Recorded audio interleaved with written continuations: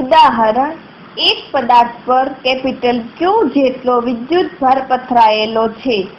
આ પદાર્થના બે ટુકડા કેવી રીતે કરવા જોઈએ કે જેથી તેમના પર રહેલ વિદ્યુતભારો વચ્ચે આપેલા અંતર માટે લાગતું બળ મહત્તમ હોય?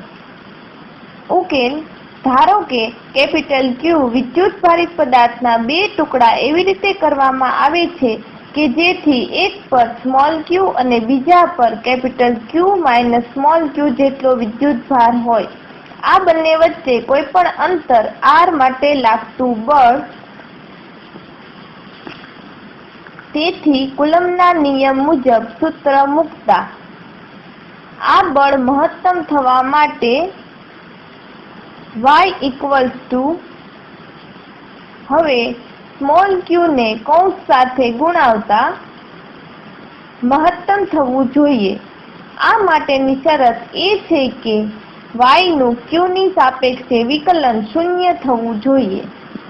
તેથી y નું સ્મોલ q ની સાપેક્ષે વિકલન કરતા હવે 2q ને જમણી બાજુ ખસેડતા હવે સ્મોલ q ને કરતા બનાવતા. આમ પદાર્થના બે ભાગ એવી રીતે કરવા જોઈએ જેથી બંને ટુકડા પર સમાન વિદ્યુતભાર હોય.